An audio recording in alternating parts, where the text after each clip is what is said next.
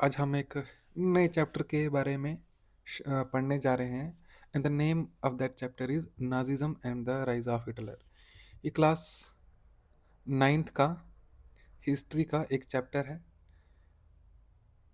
और इसको हम अच्छे से डिटेल में पढ़ेंगे लाइन टू लाइन।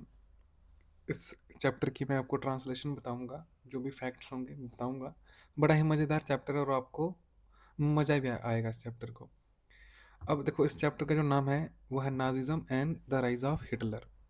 नाजिज्म क्या है, किसका राइज हुआ, कौन था, हम सभी इसके एस्पेक्ट्स देखेंगे, डिटेल में स्टडी करेंगे। और आई होप कि इसमें और ये मैं उम्मीद करता हूँ कि आपको इस चैप्टर में बहुत मज़ा आएगा।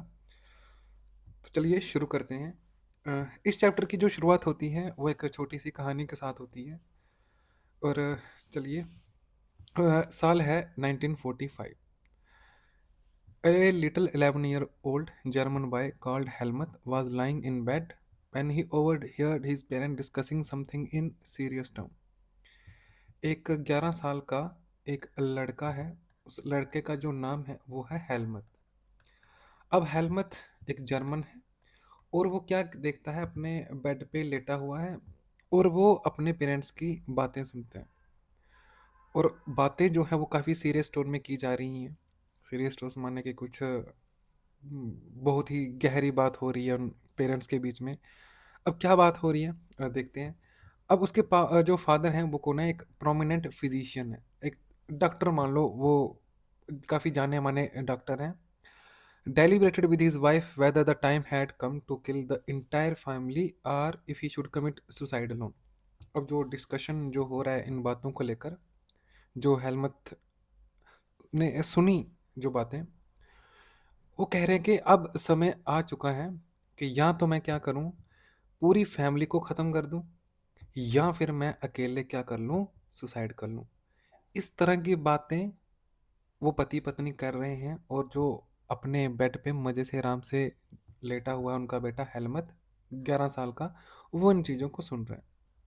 अब वो क्या सुनता है, वो कह रहा है कि उसके फादर है ना, वो कह रहे हैं, spoke about his fear of revenge saying no the lies will do to us what we did to the crippled and Jews. अब उसके जो फादर हैं वो अपनी पत्नी के साथ, धर्म पत्नी के साथ ये कह रहे हैं कि अब अलाइज है ना, अलाइज हमारे साथ वो करेंगे जो हमने क्रिपल्ड के साथ और जूश के साथ किया। अब वर्ड यहाँ पे आया एलाइज के, एलाइज ऐसा क्यों करेंगे, है ना। सबसे पहले भाई है कौन ये एलाइज, ठीक है। अब इन्होंने ऐसा क्या किया, ये क्या करेंगे, जो यहाँ के जो जिस डॉक्टर की मैं बात कर रहा हूँ, हेलमत के फादर की, जो उन्होंने किसके साथ किया, क्रिपल्ड माने जो भी वहाँ के हैंडीकैप लोग हैं, जूश के साथ किया। डोंट वरी, हम इन चीज़ों को समझेंगे धीरे धीरे।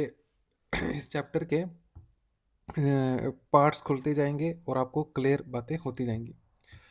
अब इन्होंने क्या कहा कि भाई अब हमारे सुनते हो कि अब अलाइज हमारे साथ वो करेंगे, वो करने जा रहे हैं जो हमने किसके साथ किया, जो वहाँ के क्रिपल लोग थे, हैंडीकैप लोग थे, और जो वहाँ के जूश लोग थे।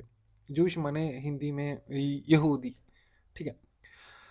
अगले दिन क्या होता है, the next day he took Helmut to the woods where they spend their last happy time together. और अगले दिन क्या होता है कि वो हेलमत को वुड्स में लेकर जाते, वुड्स माने जंगल में लेकर जाते हैं, और अपना उस दिन का जो लास्ट एक साथ, जिसमें वो एक साथ हैं और अच्छा टाइम स्पेंड करते हैं, सिंगिंग ओल्ड चिल्ड्रंस सॉन्ग्स, और अपना जो बचपन के जो उनके पोएम्स वगैरह होती होंगी, है ना, उसको वो गाते हैं। और उसके बाद क्या हुआ कि later Helmut's father shot himself in his office. और पिकनिक मनाने के बाद क्या हुआ, जैसे कहा था ना कि जो डिस्कशन चल रही थी कि अब समय आ चुका है, या तो मैं पूरी फैमिली को मार लूं या मैं खुद को मार लूं। तो शायद उनके बीच में ये बात हुई होगी कि अब तुम ही सुसाइड कर लो, हमको तो जीना है, तुम ही ने जो सब कुछ किया होगा। तो फिर उसके बाद क्या हुआ कि जो हेलमत के फादर थे उन्होंने क्या कर लिया, अपने ही ऑफिस में खुद को गोली मार ली और क्या कर लिया, सुसाइड कर लिया। अब इसका हेलमत के ऊपर क्या इफेक्ट पड़ा कि Helmut remembers that he saw his father's bloody uniform being burned in the family fireplace। अब हेलमत को ये बात याद है कि जब उन्होंने देखा होगा कि अपने जो फादर हैं जिन्होंने सुसाइड किया उनकी यूनिफॉर्म देखी खून से पूरी तरह लथबथ है, और उन्हीं के जहाँ पे उनको जलाया जाता है वहाँ पे देखा उसने कि उसके साथ उनको जलाया जा रहा है। अब इसका उस छोटे से 11 साल के जो लड़का था उनका हेलमत, उसके ऊपर क्या हुआ, काफ़ी ज़्यादा इम्पैक्ट पड़ा, ट्रॉमाटाइज हो गया, सदमे में चला गया। किस बात को लेकर कि so traumatise was he by what he had overheard and what had happened, कि उसने जो एक दिन सुना था कि भाई अब उसके फादर कह रहे हैं कि या तो मैं पूरी फैमिली को ख़त्म कर दूं या तो मैं क्या करूं कि खुद को ही मार दूं। अब वो इतना डरा हुआ था, है ना, और उसका इफेक्ट क्या पड़ा कि उसने जो रिएक्शन है उसका, that he reacted by refusing to eat at home for the following 9 years, कि अब अगले वो इतना डर गया था कि अब उसने अगले 9 सालों तक अब घर में खाना ही नहीं खाया। रीजन क्या था खाना नहीं खाने का, क्योंकि वो इतना ज्यादा डर गया था, he was afraid that his mother might poison him. अब वो इतना ज़्यादा डर गया कि हो सकता है उसकी माँ उसके खाने में जहर डाल दे और वो खुद भी मर जाए और उसको भी मार दे। ये सारी कहानी हेलमुथ के बारे में हुई थी। अब लिखा है कि although Helmut may not have realized all that it meant, his father had been a Nazi and supporter of Adolf Hitler। अब जो उसके जो हेलमेट था उसको ये इतना सब रियलाइजेशन नहीं होता कि ये सब क्यों हुआ, मगर इतना उसको पता था कि जो उसके फादर हैं वो क्या है, एक नाजी हैं, ठीक है, और वो सपोर्टर है अडोल्फ हिटलर के। फिर से कोई एक नया वर्ड आया है, एक नाजी और दूसरा अडोल्फ हिटलर, कि भाई उसकी सपोर्ट करते हैं ये अडोल्फ हिटलर की। अब हम इसी चीज के बारे में देखेंगे कि क्या लिखा है कि many of you will know something about the Nazis and the Hitler, कि आप में से हो सकता है कि आप नाजीज के बारे में जानते हो, हिटलर के बारे में जानते हो, या फिर आप जानते हो कि जो हिटलर की डिटर्मिनेशन थी, जो वो चाहता था कि जर्मनी को क्या बनाना into a mighty power and his ambition of conquering all of Europe. हो सकता है कि आप जानते हो जो हिटलर की डिटर्मिनेशन थी, वो जो चाहता था कि जर्मनी एक पूरे वर्ल्ड में एक सुपर पावर बनकर आए, और जो उसका मकसद था कि पूरे यूरोप पे क्या करना, कॉन्कर करना, उसको हथियाना। हो सकता है आप जानते हो, नहीं भी पता होगा तो इस चैप्टर के ज़रिए आपको उसकी जो एम्बिशन था, जो उसका एम था, वो हम समझेंगे। You may have heard that he killed Jews, या फिर हो सकता है कि आपने सुना भी हो कि उसने क्या किया था, जूश लोगों को मारा था। फिर उसके बाद but Nazism was not one और टू आइसोलेटेड एक्ट्स। जो नाजिज्म था वो सिर्फ कोई एक या दो अलग अलग एक्ट नहीं थे, और है क्या ये, it was a system, a structure of ideas about the world and politics. अब यहाँ पे हम थोड़ी सी मेन बात करेंगे कि जिस नाजिज्म को लेकर, एक्चुअल में नाजिज्म क्या है, आप क्या समझो, एक तरह की ये आइडियोलॉजी है। आइडियोलॉजी माने जैसे आप हिंदुइज्म को लगा लो, ठीक है, हिंदुइज्म की आइडियोलॉजी क्या होती है कि हम भगवान को मानते हैं, है ना, सिर पे तिलक लगाना है, सुबह उठ के पानी देना है सूरज को।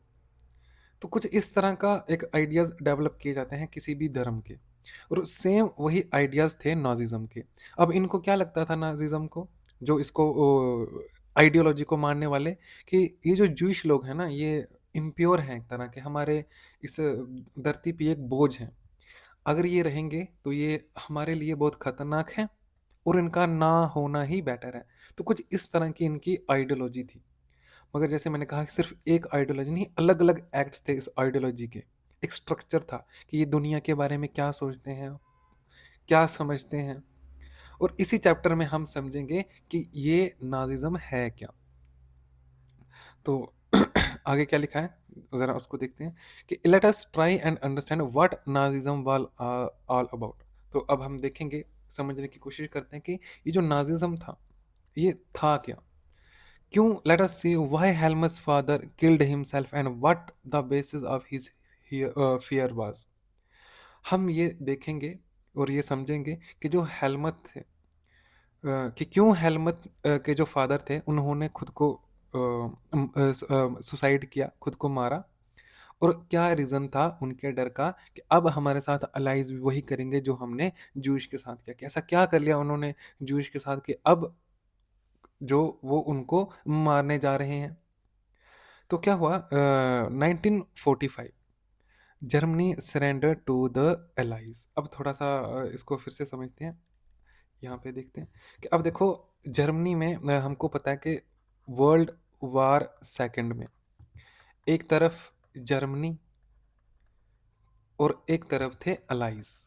अलाइज माने कंट्रीज का ग्रुप। कौन कौन सी कंट्रीज, जैसे हमारी हो गई, हमारी नहीं इस दुनिया में बड़ी सारी कंट्रीज है, और जिसमें एक अलाइज जैसे यहाँ पे लिखा हुआ है, यूके, फ्रांस, अमेरिका भी इसमें ज्वाइन कर लिया था।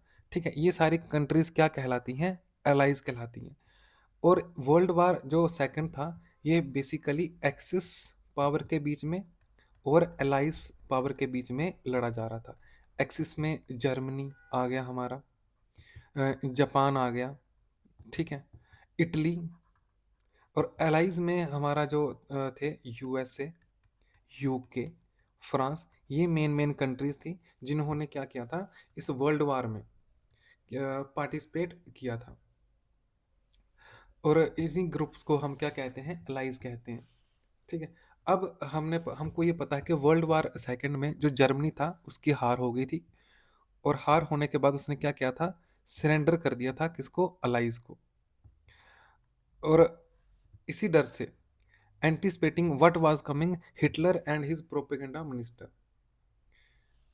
उसके बाद जब हम उनको ये पता चला कि अब हमारे साथ क्या होने वाला है, तो वो साथ में उसके जो मिनिस्टर थे, ये इनके प्रोपेगेंडा चलाते थे, जोसेफ गोबल्स नाम था इनका। जो भी गतिविधियां होती कि जूश को हमने कैसे नफरत फैलानी है सोसाइटी में, तो जो भी प्रोपेगेंडा फैलाने का काम था वो इन्हीं को दिया गया था, गोबल्स को। और क्या हुआ 1945 में जब जर्मनी ने अलाइज को सरेंडर किया, अब उनको ये पता लगा कि उनके साथ कुछ ना कुछ तो होगा, मतलब कि कोर्ट केस चलेगा, कुछ भी ऐसा, क्योंकि अब ये दुनिया जान चुकी थी कि उन्होंने वर्ल्ड वार में जो किया है वो माफी के लायक तो नहीं है। अब इसलिए क्या होता है कि अब उनको ये डर है कि अब हमारे साथ कुछ ना कुछ होने वाला है, तो अब वो क्या करेंगे, तो क्या किया, हिटलर और उसके जो मिनिस्टर थे गोबल्स और उसकी सारी फैमिली ने एक बंकर में, बर्लिन के बंकर में क्या कर लिया, सुसाइड कर लिया। और जब ये वार खत्म हुई तो एक ट्रिब्यूनल बैठा। ट्रिब्यूनल माने जहाँ पे ट्रिब्यूनल, आप समझ लें एक तरह कोर्ट केस चला। ठीक है, कब, 1945-46 में। और इसका मतलब क्या था कि अब जो भी न्यूरमबर्ग जगह है जर्मनी में, कि जो भी इस क्राइम में शामिल थे, नाजी लोग, ठीक है, उनको हम प्रोसिक्यूट करेंगे। और क्यों, कौन कौन से क्राइम थे, जैसे क्राइम्स अगेंस्ट पीस, कि इन्होंने जो भी क्राइम किए वो शांति के अगेंस्ट थे, वार क्राइम्स, क्राइम्स अगेंस्ट ह्यूमैनिटी। क्यों, क्योंकि जो Germany conducts during the war, especially those actions which came to be called crimes against humanity, raised serious moral and ethical questions and invited worldwide condemnation. And what are these facts? अब दुनिया को ये पता चल गया था कि Germany ने इस वर्ल्ड वार के आड़ में कुछ ऐसा किया है जो ह्यूमैनिटी के अगेंस्ट था। जैसे मैंने पहले कहा कि इन्होंने क्या किया था, जो वहाँ के यहूदी लोग थे, और भी हम पढ़ेंगे जिप्सीज थे, रोम थे, तो उन्होंने क्या किया था, जो भी उनको लगता था कि ये तो इन्फीरियर हैं और हम सुपीरियर हैं, आर्यन लोग हैं, हम क्या करेंगे, इनको मार डालेंगे, इनका तो कोई अधिकार ही नहीं है इस धरती पे रहने का, जर्मनी में रहने का। और उनको जिस हिसाब से मारते थे वो, इसलिए यहाँ पे वर्ड मेंशन किया है, crimes against humanity. Gas chamber में लेकर जाना, उनको वहाँ पे जला देना, जहरीली गैस छोड़ना, कुछ भी ऐसा करना जहाँ पे उनको सिर्फ मारना बस। और यही पूरे दुनिया में एक क्वेश्चन के रूप में उभरा कि ये जो उन्होंने एक्ट किया है ना, उसी को बोला क्राइम्स अगेंस्ट एक्ट। अब ये कौन से ऐसे एक्ट्स थे, देखते हैं। वही लिखा है कि under the shadow of second world war Germany had waged a genocidal war.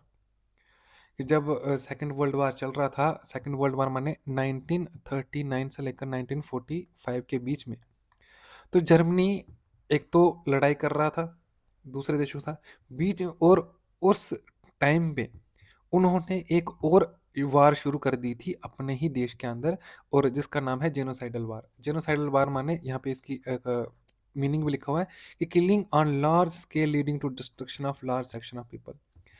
कि एक तबके के बड़े सारे लोगों को मारना, उसको हम क्या कहते हैं, जेनोसाइड वार कहते हैं। अब ये किसकी किसको जेनोसाइड किया गया, उसमें जो लोग थे वो थे जूइश लोग, जिप्सीज लोग, पॉलिश माने पोलैंड के लोग, और जर्मन्स के लोग। और जो जर्मन्स माने जो क्रिपल्ड, मैंने कहा था ना शुरू में, क्रिपल्ड, जो मेंटली और फिजिकली डिसेबल्ड थे। तो ये क्या करते थे, इन लोगों को मारते थे। और ये एक लार्ज सेक्शन, एक बड़े तबके से आते थे, तो इसलिए इसको नाम दिया गया जीनोसाइडल वार। और इस वार में या इस एक्ट में उन्होंने लगभग 6 मिलियन जूस माने 60 लाख जूस को मारा, 2 लाख जिप्सीज को मारा, और 1 मिलियन यानी 10 लाख पॉलिश सिविलियंस और 70,000 जर्मन्स को, जो क्रिपल्ड थे, जो हैंडीकैप मेंटली और फिजिकली डिसेबल थे। Nazis devised an unprecedented means of killing people, that is by gassing them in various killing centers like Auschwitz. और ये कहाँ पे करते थे, इनका किलिंग स्पेशली इनके जिन मारने के लिए स्पेशली क्या किया जाता था, किलिंग सेंटर्स बनाए जाते थे। और एक एग्जांपल दी है ऑशविज, जगह है पोलैंड में। पोलैंड में वहाँ पे ऑशविज में क्या किया उन्होंने, कंसंट्रेशन कैंप बनाया था, जहाँ पे बड़े सारे जूश को उस जर्मनी से निकाला निकाला जाता, और उनको यहाँ पे लेकर आते, और फिर यहाँ पे उनको टर्मिनेट करते। और ये सब देखा उस न्यूरेमबर्ग ट्रिब्यूनल में। और उन्होंने सिर्फ 11 लीडिंग्स नाजीज टू डेथ। और जो फैसला सुनाया उस ट्रिब्यूनल ने, जो बेंच बैठी हुई थी जजिस की, जो ये देख रही थी केस को कि अब हम क्या सजा देंगे इन नाजीज को, और सिर्फ 11 नाजीज को उन्होंने क्या किया, सेंटेंस टू डेथ माने मौत की सजा सुना दी। और जो बाकी बचे उनको क्या कर दिया, इम्प्रिजन फॉर लाइफ, उम्र कैद की सजा सुना दी। The retribution did come, yet the punishment of the Nazis was far short of the brutality and extent of their crimes. अब ये जो रिजल्ट आई, जो पनिशमेंट दी, वो बहुत कम थी। जो उन्होंने ब्रुटैलिटी या जिस हद तक जो उन्होंने क्राइम किया था उसके साथ कंपैरिजन करें तो ये बहुत ही कम थी। अब नेक्स्ट लाइन में क्या लिखा है, the Allies did not want to be harsh on defeated Germany as they had been after the First World War. अब जो एलाइज थे, एलाइज मैंने वही यूके, अमेरिका, यूके मैंने ब्रिटिश, ब्रिटेन और फ्रांस, उनके साथ क्या लिखा है कि don't did not want to be harsh on defeated Germany as they had been First World War. अब जो एलाइज ग्रुप था वो इतना ज़्यादा हार्श नहीं होना चाहते थे, इतने है ना। कब कब की बात कर रहे हैं, जैसा वो पहले वर्ल्ड वार टाइम के पे हुए थे। World war, first world war में भी जर्मनी इन्वॉल्व था, वहां पे भी उसकी हार हुई थी। अब इन्होंने ऐसा क्या किया कि अब कि वो कह रहा, यहाँ पे लिखा हुआ है कि इतना हार्श नहीं होते थे कि होंगे हम इस टाइम पे जैसा हमने पहले वर्ल्ड वार में हुए थे। अब वो क्या था, कोई बात नहीं, अब हम उसको भी आगे नेक्स्ट लेक्चर में हम समझेंगे कि ऐसा क्या किया था फर्स्ट वर्ल्ड वार में, जो अब ये कह रहे हैं कि अब हम वैसा नहीं करेंगे जैसा हमने पहले वर्ल्ड वार में किया था। Everyone come to feel that the rise of Nazi Germany could be partly tracked back to the German experience at the end of the First World War. अब हर किसी को ये लगने लगा था कि ये जो राइज हुआ है नाजी जर्मनी का, इसको जब हम समझते हैं कि ये कैसे हुआ, क्यों हुआ। तो इसकी जो जड़ है ना, इसकी जो शुरुआत है, ये हमको कहाँ पे देखने को मिलती है, जब फर्स्ट वर्ल्ड वार एंड हुआ था।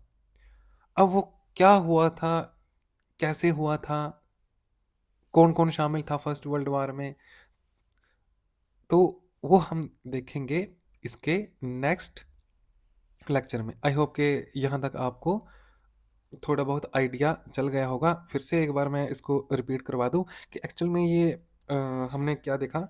हमने बेसिकली इस चैप्टर की शुरुआत करी है। इसमें बस एक इंट्रोडक्शन थी, और इस इंट्रोडक्शन में जो शुरुआत हुई थी वो हुई थी हेलमत की कहानी से, कि हेलमत एक 11 साल का जर्मन बॉय है, और वो कहानी नहीं, अपने माता पिता की कॉन्वर्सेशन सुनता है, और वो जिसमें उसके पिता कह रहे हैं कि अब अलाइज हमारे साथ वो करेंगे जो हमने उनके साथ किया। will do allies will do to us what we did to the crippled and Jewish। फिर वो हेलमट देखता है कि उसके फादर ने सुसाइड कर लिया। अब जब थोड़ी सी अब और डिटेल में पढ़ा हमने, तो ये समझ में आया कि जो हेलमट के फादर थे वो नाजी थे, और एडोल्फ हिटलर के सपोर्टर थे। फिर हमने देखा कि जर्मनी वर्ल्ड वार जब सेकंड खत्म हुआ 1945 में, तो जर्मनी ने सरेंडर कर दिया अलाइड पावर्स को। क्योंकि वर्ल्ड वार सेकंड में मैंने कहा दो ग्रुप्स थे, एक एक्सिस ग्रुप था और दूसरा अलाइज ग्रुप था। एक्सिस में जर्मनी, जापान, इटली और सारी अदर कंट्रीज, जिसमें दूसरी तरफ जो अलाइज ग्रुप था उसमें अमेरिका, ब्रिटेन, फ्रांस, यूएसएसआर ये शामिल थे, जिसमें जर्मनी की हार हुई। और जब हिटलर को ये मालूम पता चला कि अब हमारी हार होने वाली है, तो उसने अपने जो उसके उनके जो प्रोपेगेंडा मिनिस्टर थे उसके साथ मिलकर क्या कर लिया, सुसाइड कर लिया बर्लिन में।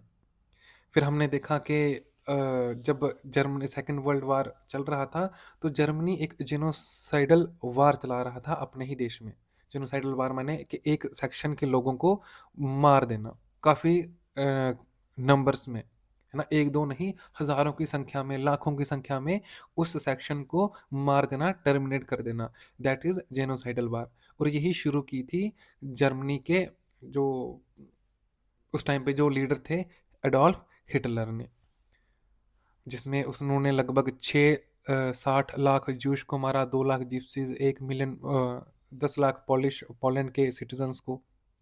फिर जब ट्रिब्यूनल बैठी, और वो कहाँ पे बैठी थी, न्यूरमबर्ग में, तो उन्होंने ये जो फैसला सुनाया कि हम क्या करेंगे, 11 लोग जो नाजी लोग थे उनको हम death sentence to death means मौत की सज़ा सुना रहे हैं, और जो बाकी थे जो इसमें इन्वॉल्व थे उनको हम क्या कर रहे हैं, लाइफ इम्प्रिजनमेंट की सज़ा दे रहे हैं, उम्र कैद की सज़ा दे रहे हैं। फिर जब इसको देखा कि क्यों वर्ल्ड वार सेकंड में ऐसा हुआ, तो पता चला कि इसकी कहीं ना कहीं, अब हम इसको ट्रेस करें कि रीजंस क्या थे वर्ल्ड वार सेकंड होने के, तो उसकी जड़ें मिल कहीं ना कहीं किसके साथ मिलती थी, फर्स्ट वर्ल्ड वार में। फिर कल अब नेक्स्ट हम चैप्टर में देखेंगे कि फर्स्ट वर्ल्ड वार के बारे में पढ़ेंगे कि कैसे क्या हुआ था जिसने सेकंड वर्ल्ड वार को शुरू किया। अभी तक हमने हिटलर के बारे में नहीं पढ़ा है, बस थोड़ी इंट्रोडक्शन पढ़ी है। धीरे धीरे इसकी परतें, लेयर्स ओपन होंगी। आई होप के आज के लेक्चर में आपको मज़ा आया होगा। बाकी हम इस चैप्टर को देखते हैं नेक्स्ट लेक्चर में। Thank you.